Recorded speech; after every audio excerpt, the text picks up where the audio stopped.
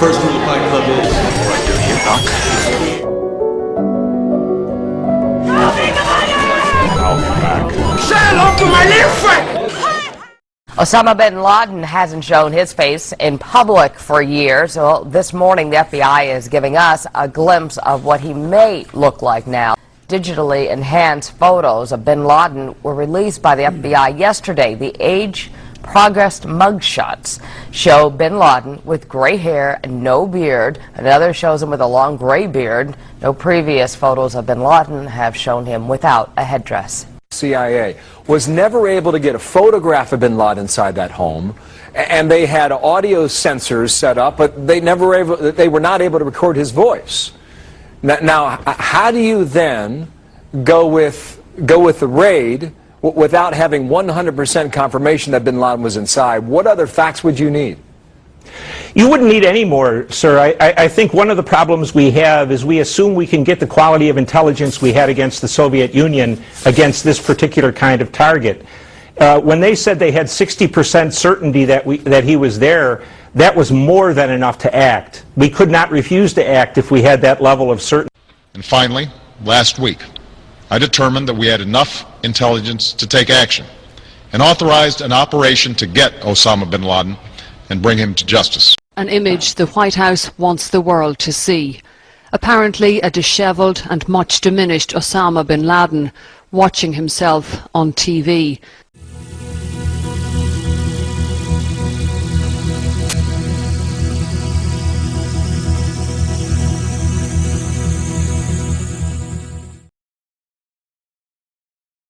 U.S. officials say as the SEALs closed in, bin Laden opened fire with an automatic weapon. The SEALs shot back. Bin Laden opened fire with an automatic weapon. The SEALs shot back, killing bin Laden's son and a woman caught in the crossfire. Bin Laden was the last to die, with at least one gunshot to the head. First time we're getting dramatic new details on the final seconds of Osama bin Laden's life. Heading upstairs, the SEALs shot and killed bin Laden's 19-year-old son on the second floor. Hearing the shots, bin Laden peered over the railing above. The SEALs fired but missed bin Laden, who ducked back into his bedroom. As the SEALs stormed up the stairs, two young girls ran from the room. One SEAL scooped up the girls and carried them out of harm's way.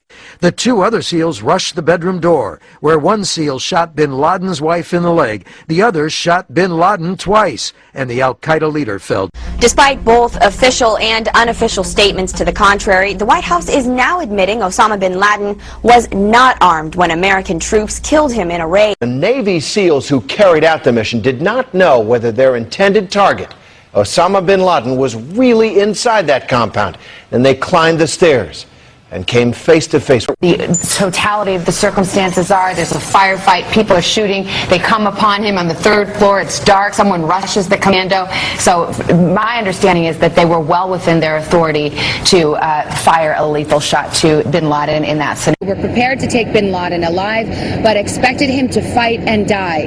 He was shot twice in the left eye by a commando who encountered him on the third floor of the compound and instantly recognized him as Osama bin Laden. The retired Navy SEAL who wrote the best-selling book about the raid that killed Osama bin Laden, he says he's speaking out to set the record straight. Matt Bissonnette, who used the pen name Mark Owen to write No Easy Day, tells CBS's 60 Minutes there was nothing political about his book, and he insists the Pentagon is off base with accusations that he compromised national security by writing this account. Listen to Bissonnette describe the moment he and another SEAL encountered bin Laden and shot him. Did you recognize him? No. You know, everybody thinks it was like, it's him. No. To us at that time, it could have been anybody. Maybe this is another brother. Maybe this is a bodyguard. Maybe. It doesn't matter. The point is to just continue clearing. Wow. Bissonnette says he wrote No Easy Day to commemorate the 9/11 attacks and celebrate the hundreds of people who worked on the mission to take out the al-Qaeda leader. That was kind of chilling, I have to say, right there. Did you recognize him? No. Did you recognize him? No.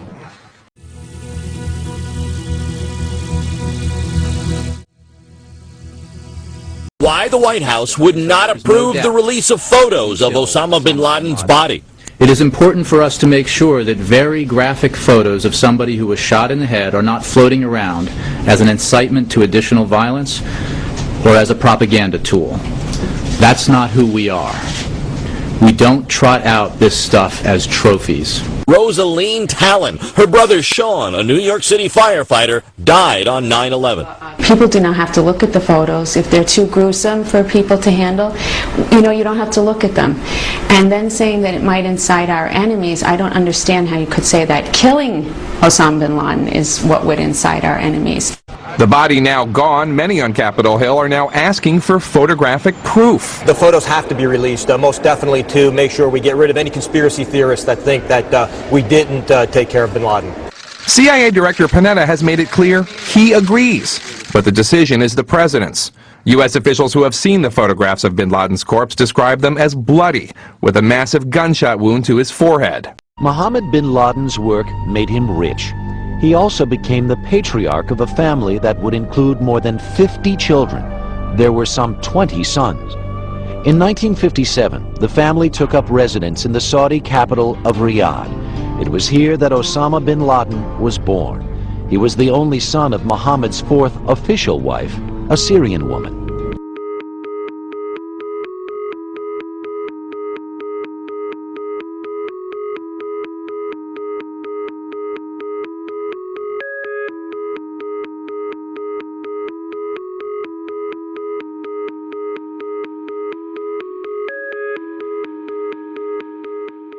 And the CIA made it official today that DNA testing positively confirms the Navy SEALs got their man.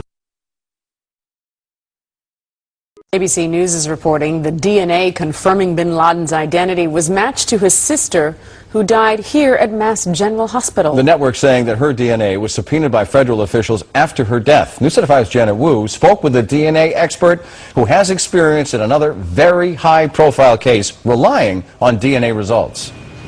Dr. Robin Cotton knows how important it is to match DNA results, especially in very public and very controversial cases. She was one of the prosecution's main forensic scientists who testified in O.J. Simpson's murder trial. While she has no personal knowledge of the DNA testing that was compared to bin Laden's sister, who ABC reports died here at Mass General and whose DNA was handed over to federal officials under subpoena, she knows the likelihood ratio of such testing. If you have two full siblings and you compare their DNA, is it realistic to think that there's a high likelihood that you can tell that they are related? Yes, there's a good chance you'll get a good result. And the turnaround time can be quick. It would have taken maybe between 12 and 24 hours at the most. And it's as good as if they tested longer? Absolutely. If two people are full siblings, on average they'll share about 50% of their DNA. In this circumstance, they're going to want a real definitive answer. So my guess is if it was 50%, they wouldn't stop there. Now, the Telegraph in London reports that bin Laden's sister died of brain cancer several years ago. They said the FBI immediately subpoenaed her body. ABC reports it was her brain that was preserved and used to compile a DNA profile.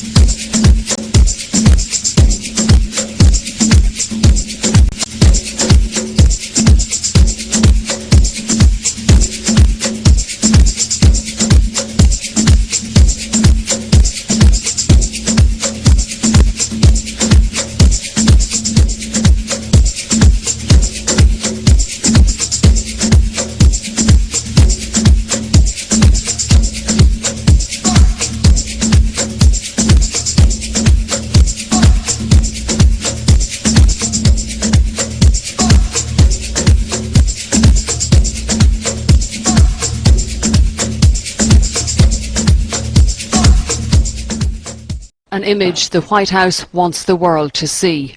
Apparently a dishevelled and much diminished Osama bin Laden watching himself on TV. But in Abbottabad, where he met his end, there was plenty of scepticism. It's all a fake, Nothing happened, said Mohammed, who's been selling newspapers here for 50 years. Shabir says it's a case of mistaken identity. He claims the man in the picture is his neighbour. His name is Akbar Khan. He owns the house they said was Osama's house. I know him very well.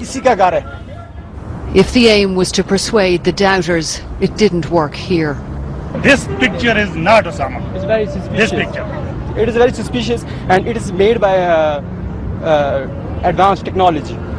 Made by computer? By computer, yeah, ma'am.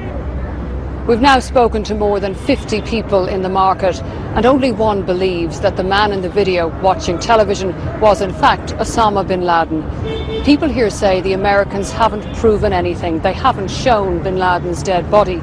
Many still don't believe that the Al-Qaeda leader was living here or that he was killed. For a top-secret military operation, it's one of the most widely reported in recent history. An astonishing mission that generated a Hollywood blockbuster film. But now Pulitzer Prize-winning journalist Seymour Hirch is calling the details of the raid that killed Osama bin Laden a lie. You know, I've been around a long time, long of tooth in this business, and I understand the consequences of saying what I'm saying. At the center of Hirsch's claims that Pakistan's army and intelligence agency knew where bin Laden was hiding and helped the U.S. go after him. This contradicts the U.S. government narrative that the United States acted on its own, sending in a team of Navy SEALs to kill or capture the Al-Qaeda leader. So of course they worked with us. The alternative is you want to believe what I call a Lewis Carroll fairy tale, that bin Laden, who the most hunted man since 2002 in the world, decided the one safe place to live is in a compound 40 miles from the main capital of Pakistan. American investigative journalist Seymour Hirch has put out an explosive story. In essence, it says, forget everything you've been told about the way Osama bin Laden was killed. Now, Hirch is the journalist who's broken some of the biggest stories of the past several decades: the My Lai massacre, the Abu Ghraib prison abuses. The White House is already condemning this latest report, though. Now, the Obama administration has always insisted bin Laden's whereabouts were discovered after a courier was followed to a compound outside Islamabad.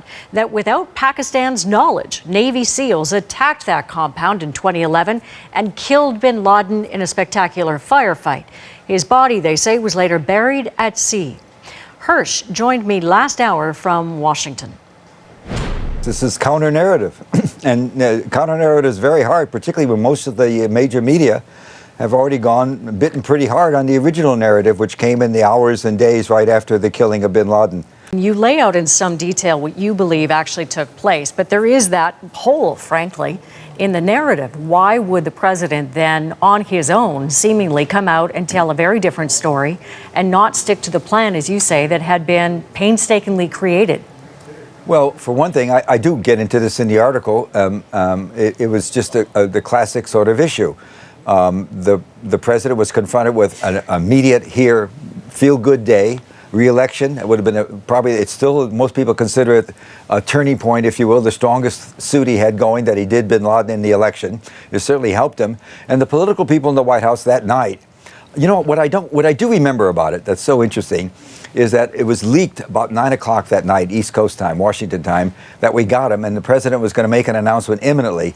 And there was about a 2.5-hour delay before he came on after 11 and said what he said, which is that we did it now.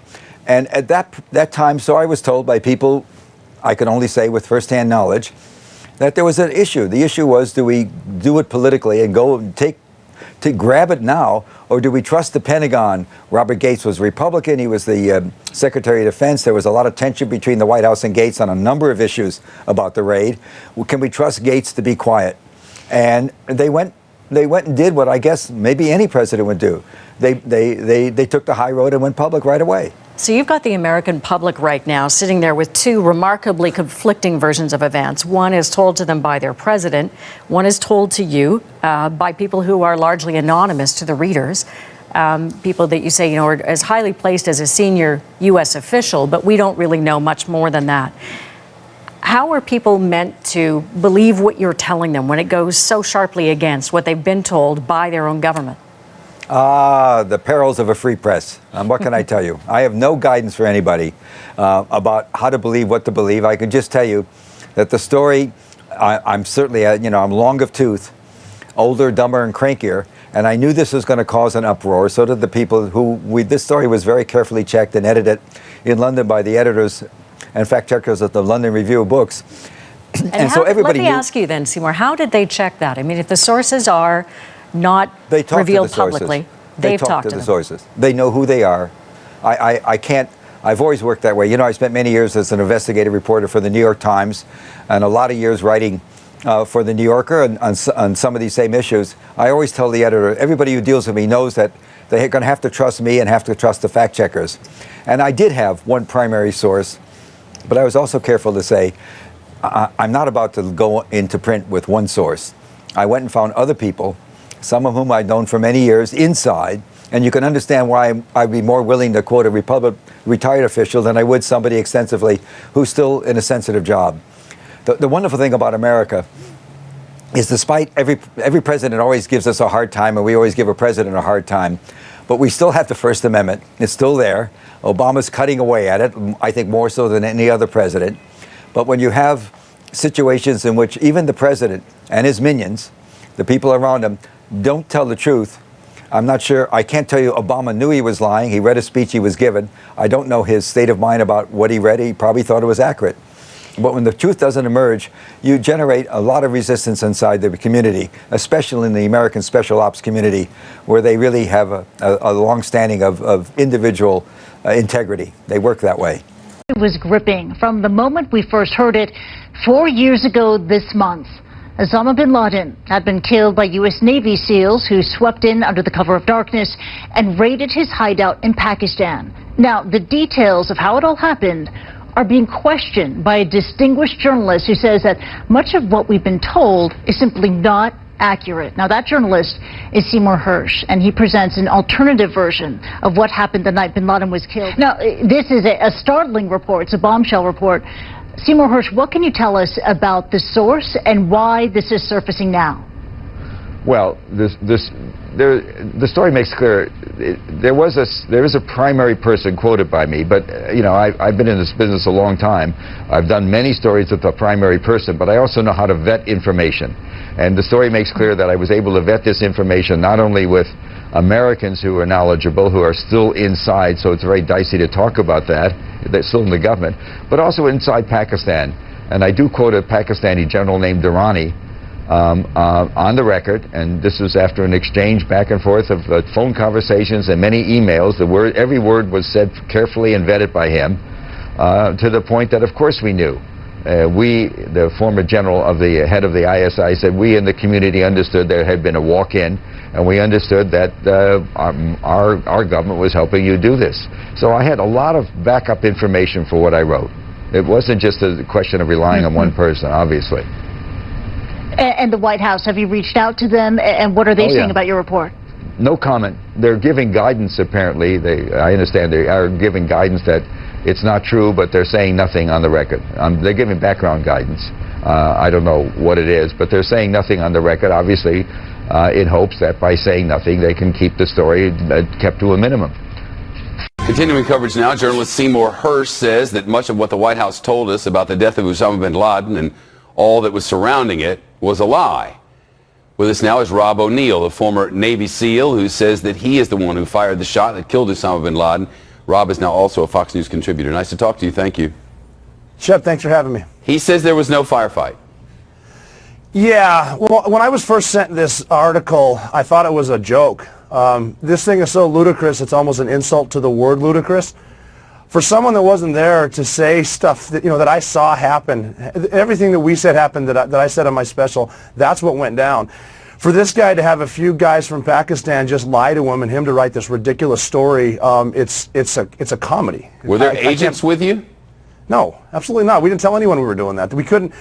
It's a funny place over there, Pakistan is, and there are certain parts of the government and military that don't really like us, and we thought that if we told them we were coming in, they're going to tip him off. They probably knew he was there. They're going to tell him, and then he's not going to be there when we get there. So we did this completely up the stairs.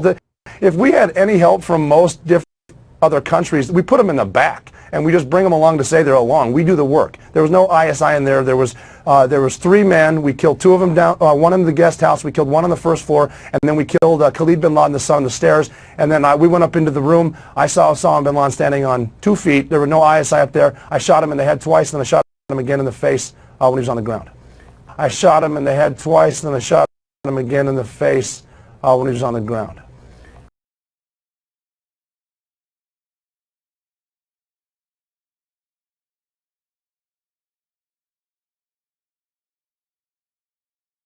And did Seymour Hirch contact you? Oh, absolutely not. I'd love him to, though. What would you? Why would you love him to? I think his story would change a little bit because talking like that in person can be different. You mean with someone who was intimately involved with such a thing?